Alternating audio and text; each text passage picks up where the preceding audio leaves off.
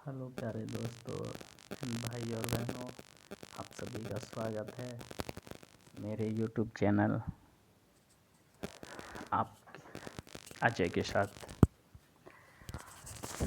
तो आज हम लेके आए हैं कंप्यूटर संख्या पद्धति। यह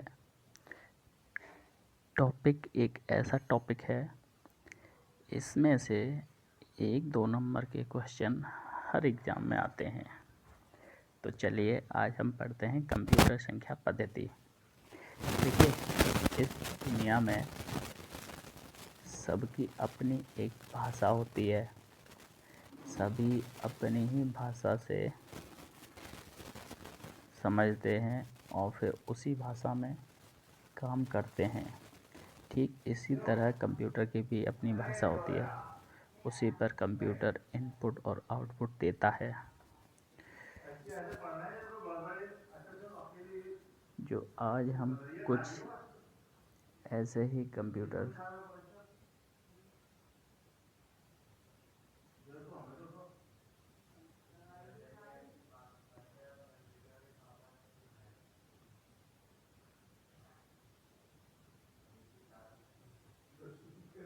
के बारे में, नंबर सिस्टम के बारे में पढ़ेंगे।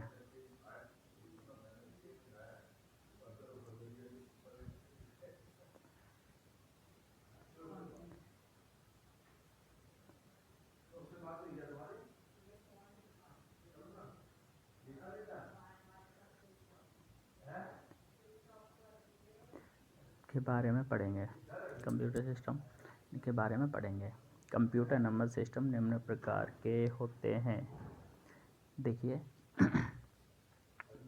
जिस तरह से हर मनुष्य या हर किसी की अपनी एक भाषा होती है, वो उसी भाषा में समझता है। अगर मान के चलो कोई हिंदी भाषा समझे और उसके सामने आप इंग्लिश बोलें तो वो नहीं समझ पाएगा। हाँ, सुन लेगा लेकिन उसका जो इनपुट नहीं दे पाएगा। ठीक उसी प्रकार कंप्यूटर की भी अपनी एक भाषा होती है, जिसमें हम आउटपुट देते हैं, वो प्रत्युत्तर हमें इनपुट में उसका आंसर देता है। तो कंप्यूटर नंबर सिस्टम निम्न प्रकार के होते हैं। चलिए आज हम पढ़ते हैं कि कंप्यूटर नंबर सिस्टम कितने प्रकार के होते हैं।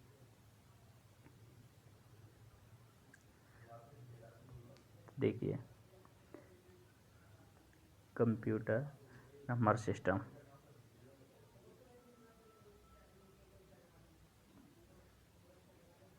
Number 1 decimal. Number 1 decimal. Decimal number system, जो डेसिमल नंबर होता है वो कैसे क्या है। देखो, इसकी बेस 10 होती है, 10 होती है, और डेसिमल की बेस जब हम निकालते हैं तो जैसे इसकी जो बेस होती है वो 10 होती है, तो हम जब बेस लिखते हैं तो 0 से लिखते हैं, 0 को उसमें शामिल कर लेते हैं। देखिए, और 0 1 2 3 4 5 6 7 8 और 9, और एक 0 को लगा के 10, इसकी बेस हो गई 10। यानी कि जितनी बेस होती है उसमें हम एक 0 बढ़ा लेते हैं, 0 को शामिल कर लेते हैं और फिर तक काउंट करते हैं। तो देखो, अब 10 हो गए हमारे, 9 और एक 0 10। तो ऐसे ही लिखते हैं। अगर कोई पूछे कि डेसिमल नंबर की बेस कितनी होती है तो 10, हमें यही चीज़ याद रखने की बात है। जिस डेसिमल नंबर का हमें कन्वर्जन करना है तो उसी की बेस हमें याद रखनी पड़ेगी। उसके बाद देखिए दूसरे नंबर, बाइनरी नंबर सिस्टम। तो बाइनरी नंबर, इसकी बेस 2 होती है। इसकी जो बाइनरी की बेस होती है वो 2 होती है, कभी कभी एक नंबर का क्वेश्चन आ जाता है, बताइए डेसिमल नंबर सिस्टम की बेस, जो डेसिमल नंबर है उसकी बेस कितनी होती है, 10, या ऑप्शन में दे देगा 10 किस नंबर की बेस है, डेसिमल, ऑक्टल, हेक्सा या बाइनरी। अब दूसरे नंबर पर आती है बाइनरी नंबर। बाइनरी नंबर इसकी बेस 2 होती है, 2।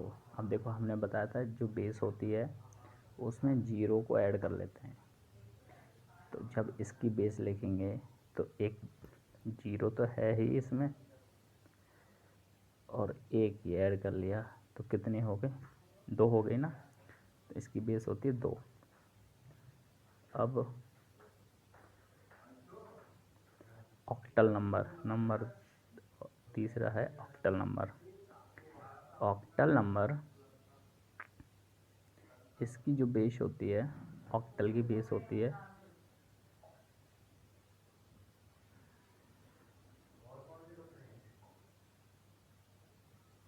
ऑक्टल की बेस जो होती है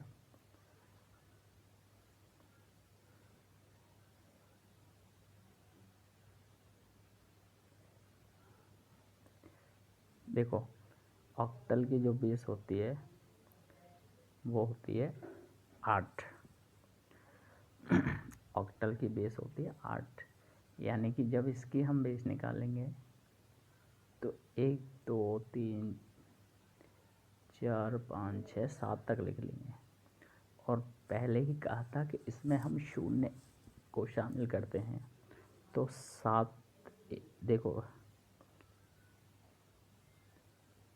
7 तो यहाँ तक हो गए, और एक 0 हमने इसमें ऐड कर लिया तो कितनी हो गई, 8 हो गई ना। तो ऑक्टल की बेस कितनी होती है, 8। अब हेक्साडेसिमल नंबर, अब हेक्साडेसिमल नंबर इसकी बेस होती है 16। इसमें थोड़ा देखो, एक समझने की बात है कि इसकी जो बेस होती है वो कितनी होती है, 16। अब जब इसको लिखेंगे, जैसे उदाहरण 16 कैसे लिखेंगे, देखो पहले कहा था कि जितनी बेस होती है उससे एक कम लिखते हैं, एक अंक कम, यानी कि हमने 15 लिख दिया, 1 से लेके 15 तक लिख दिया, और एक 0 इसमें बढ़ा लिया तो 16 हो गई। तो बेस कितनी हो गई, 16। अब देखिए 1 2 3 4, 1 2 3 4 5 6 7 8 9 और 10, लेकिन 10 के बाद जो डबल डिजिट का है उसको हम रिप्रेजेंट करते हैं, देखो यहाँ से 10 जहाँ 10 आएगा वहाँ ए लिखेंगे, जहाँ 11 आएगा वहाँ बी लिखेंगे, जहाँ 12 आएगा सी, 13 को डी से रिप्रेजेंट करेंगे, 14 को ई से रिप्रेजेंट करेंगे, और 15 को एफ से।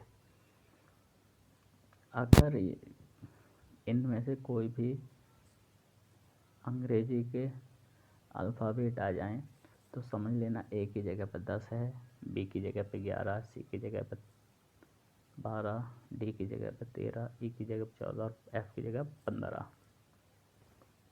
15 लिखेंगे। और जहाँ 10 है वहाँ ए लिख देंगे, ठीक है।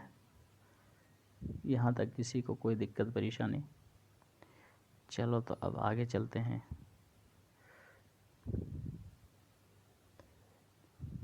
अब देखिए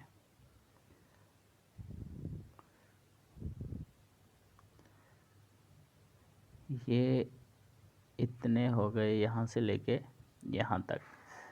जो कंप्यूटर नंबर होते हैं वो होते हैं 4 होते हैं नंबर। एक decimal number, binary number, octal number, decimal number, binary number, octal number और हेक्सन डेसिमल नंबर। अब हम इनको आपस में एक दूसरे से में कन्वर्ज करते हैं, जैसे डेसिमल से बाइनरी में कन्वर्ट करेंगे, बाइनरी टू ऑक्टल में करेंगे, ऑक्टल टू डेसिमल नंबर में, decimal to hexa, binary octal, किसी को भी किसी में कर सकते हैं। तो अब हम देखेंगे कि डेसिमल टू बाइनरी कन्वर्जन कैसे होता है, कैसे इसको कन्वर्ट करते हैं। तो देखिए ये कंपटीशन में भी एग्ज़ाम आ जाते हैं और यूपी 12th में भी।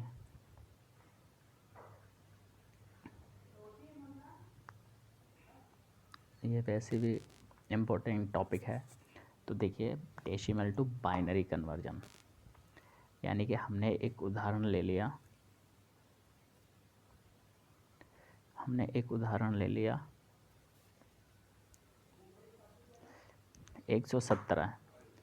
117 को बाइनरी में कन्वर्जन करना है, बदलना है। तो कैसे बदलेंगे, देखिए जो संख्या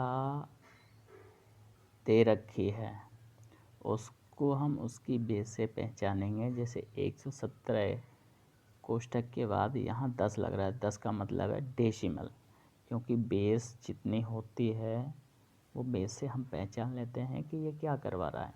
तो डेसिमल को कन्वर्ज करा रहा है किस में, दो किसकी बेस होती है, बाइनरी की। तो ये डेसिमल से बाइनरी में कन्वर्ट कराने की बात कर रहा है। तो अब देखिए हम कैसे कन्वर्ट करेंगे। देखिए यहाँ हम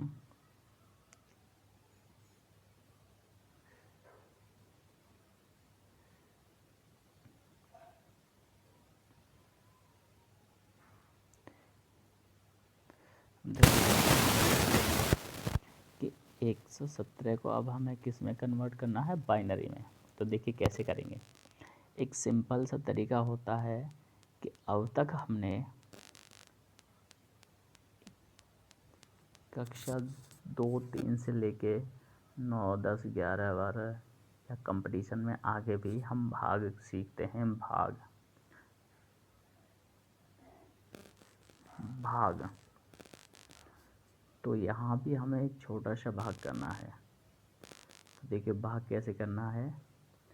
भाग ऐसे करना है कि 117 जो संख्या है उसको हमें कन्वर्ट करना है बाइनरी में।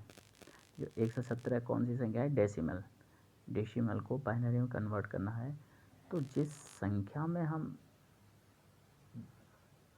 मतलब कन्वर्ट करते हैं उसी की बेस से उस संख्या में भाग देते हैं। तो देखो हम बाइनरी संख्या की बेस कितनी होती है, 10, हमने पढ़ा था ऊपर। तो बाइनरी जो संख्या उसकी 10 होती है। तो हमें क्या करना है कि हमें 10 से ही भाग देना है। अब भाग कैसे देंगे, देखो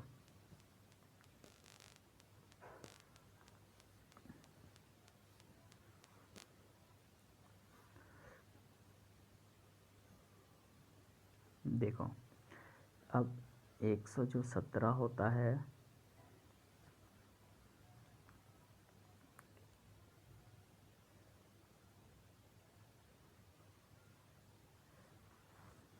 देखो जो 117 है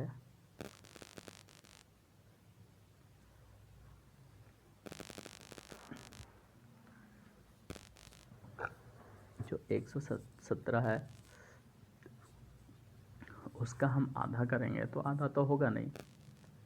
तो हम क्या करेंगे, तो आधा नहीं होगा तो हम देखो 117 में से 1 घटा लेंगे। 117 में से 1 घटा लिया तो कितने बचे, 116। अब 116 में 2 से भाग देंगे तो 58 बार, मतलब 2 से भाग देंगे तो ये 58 बार हो गया। 58 दूनी 116। और जब हमने 1 घटा दिया तो 1 कैरी बच गई, उसको हमने लिख दिया 58 के आगे। अब फिर 58 में फिर 2 से भाग देंगे तो देखिए 58 को जब 2 से भाग देंगे या 58 का आधा करेंगे, या तो भाग दे लीजिए या फिर इसका आधा कर लीजिए।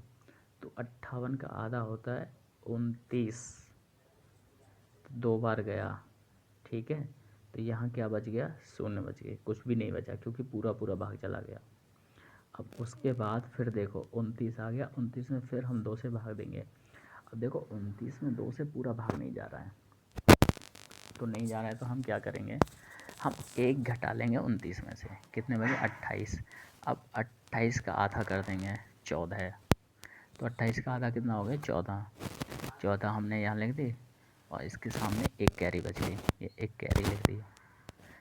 फिर 14 में 2 से भाग देंगे तो देखिए 14 का आधा कितना हो गया 7। 14 का आधा कितना हो गया 7, एक जीरो, कुछ नहीं बची कैरी वैरी, पूरा पूरा भाग चला गया। अब 7 का आधा करेंगे तो 7 का आधा तो होगा नहीं, तो हम क्या करेंगे 7 में से 1 घटा लेंगे, कितना हो गया 6। अब 6 का आधा कितना हो गया 3 और एक कैरी बच गई, जो बचा है उसको हमने यहाँ लिख दिया। अब 3 है, 3 का कुछ आधा नहीं होता, 1 घटा दिया, 2 का आधा कितना होता है 1 और एक कैरी बच गई। ठीक है, तो हम क्या करते हैं, हम अगर किसी संख्या में पूरा पूरा भाग चला जाता है तब तो ठीक है, अगर नहीं जाता है तो उसमें से 1 कम कर लेते हैं ताकि पूरा भाग चला जाए, और जो शेष बचता है उसको हम आगे लिख देते हैं। तो देखो जहाँ जहाँ 1 बचा है वहाँ वहाँ पूरा पूरा भाग नहीं गया है, तो हमने भाग पूरा करने के लिए 1 घटाया है और 1 कम करने की वजह से वहाँ एक कैरी बच गई है, और जहाँ 0 है वहाँ पूरा पूरा भाग चला गया है। तो ये एक लॉजिक होता है, आगे समझ में। तो अब ये हमारा जब तक लास्ट में 1 नहीं बजेगा तब तक हमारा चलता ही रहेगा, जब 1 बज जाएगा तो समझ लो अब पूरा हो गया। तो अब देखो हमारी प्रक्रिया भाग देने की पूरी हो गई। अब जब हम इसको लिखेंगे तो कहाँ से लिखेंगे, इसको लिखेंगे यहाँ नीचे से,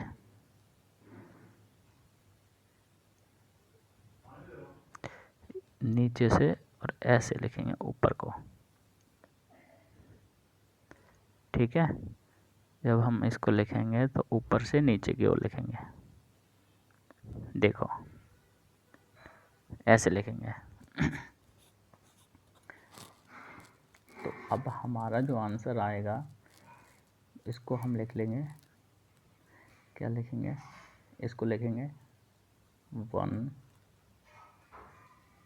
इसको लिखेंगे नीचे से, जो देखो जो तीर लग रहा है अब ऐसे लिखेंगे, यानी कि 1 1 1 0 1 0 1।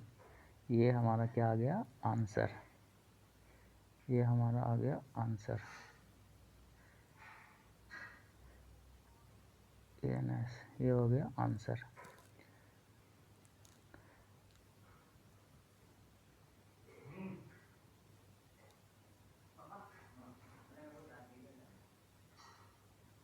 अब आंसर तो आ गया हमारा, अब आंसर तो हमारा आ गया।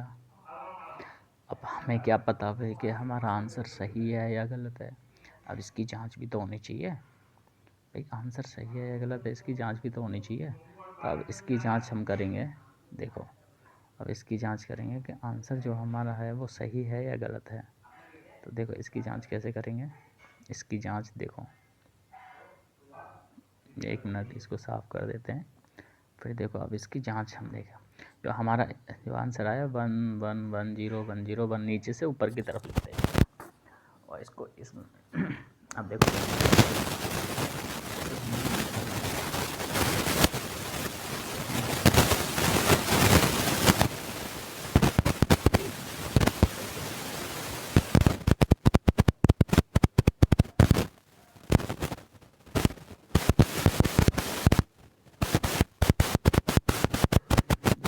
आंसर आया है, देखो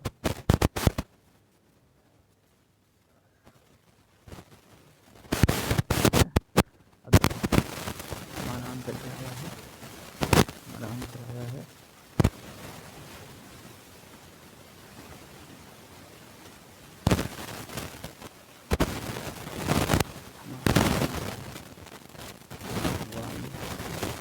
1 1 1 0 1 0 1। अब हम क्या करेंगे, अब इसमें यहाँ से स्टार्ट करेंगे, यहाँ से एक दूनी दो, दो दूनी चार, चार दूनी आठ, चार दूनी 16, 16 दूनी 32, 32 दूनी 64। ठीक है, तो जो हमारा आंसर आया है उसके ऊपर हमने ऐसे लिख दिया, एक दूनी दो दूनी चार, चार दूनी आठ, आठ दूनी 16, 16 दूनी 32, 32 दूनी 64। यानी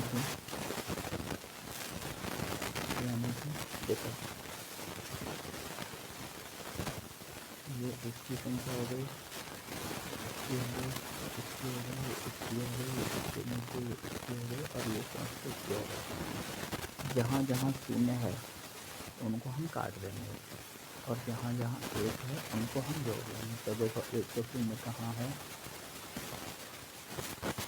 तो एक तो शून्य है यहाँ, इसको काट दिया हमने, एक यहाँ है इसको काट दिया। तो अब हमारे पास क्या बचा, हमारे पास बचा 64, 32, 16, 4 और 1। अब इनको जोड़ लेते हैं, तो जोड़ेंगे कैसे, इनको जोड़ते हैं, देखो इनको जोड़ते हैं, 1 और 4 5, 5 और 6 11, 11 और 2 कितने हो गए 13, 13 और 4 कितने हो गए 17। तो 17 की 7 लिख दी, एक हासिल। अब जोड़ लो इनको, 1 और 3 4, 4 और 6 10 और एक हासिल का 11। तो देखो हमारा आंसर आ गया,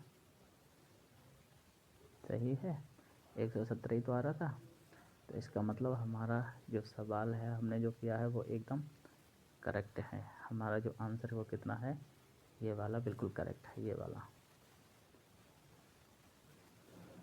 वाला देखो, ये वाला एकदम करेक्ट है। तो 117 डेसिमल को हमने बाइनरी में चेंज कर दिया, तो बाइनरी में चेंज किया तो 11101001, ये राइट आंसर है।